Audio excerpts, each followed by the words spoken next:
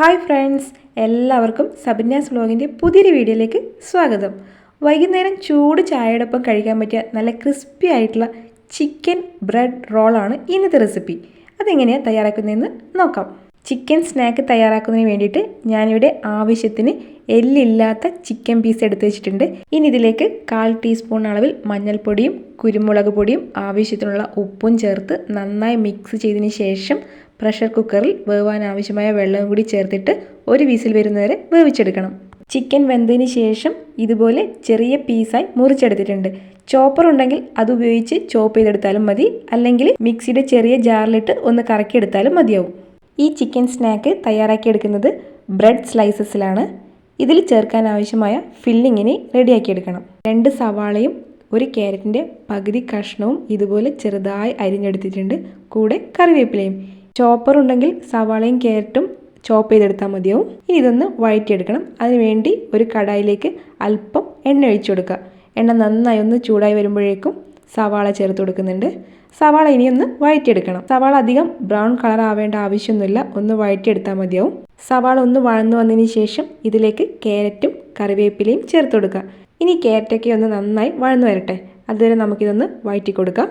അല്പം ഒന്ന് വഴന്നു വരുമ്പോഴേക്കും ഇതിലേക്ക് ആവശ്യത്തിനുള്ള ഉപ്പും 1/4 ടീസ്പൂൺ അളവിൽ മഞ്ഞൾപ്പൊടിയും 1 ടീസ്പൂൺ അളവിൽ കുരുമുളക് പൊടിയും ചേർത്ത് കൊടുക്കുന്നുണ്ട്. അധികം മസാലപ്പൊടികളൊന്നും ഞാനിതിൽ ചേർത്ത് കൊടുക്കുന്നില്ല. ഇത്രയും ചേർത്തിട്ട് നന്നായി ഒന്ന് മിക്സ് ചെയ്ത് കൊടുത്ത് മസാലപ്പൊടിയുടെ പച്ചച്ചുവയൊക്കെ മാറി വരുന്ന സമയത്ത് ഇതിലേക്ക് ചോപ്പ് ചെയ്തെടുത്ത ചിക്കൻ ചേർത്ത് കൊടുക്കുക.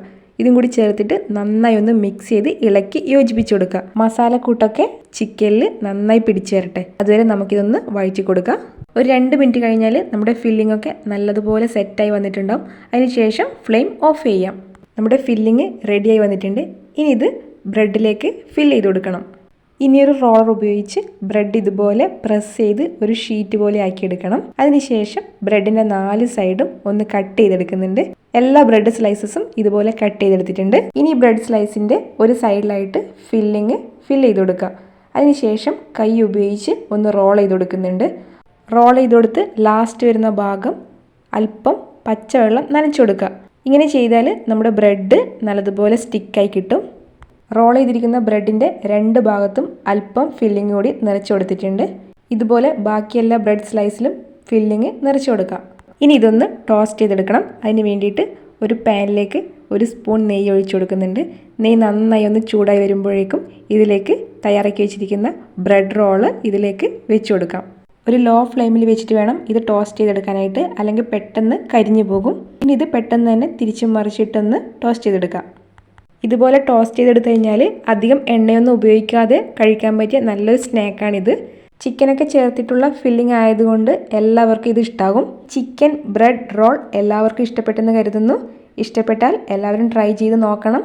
നിങ്ങളുടെ ഫീഡ്ബാക്ക് കമൻറ്റ് ചെയ്യണം, വീഡിയോ ലൈക്ക് ചെയ്യണം, ഷെയർ ചെയ്യണം.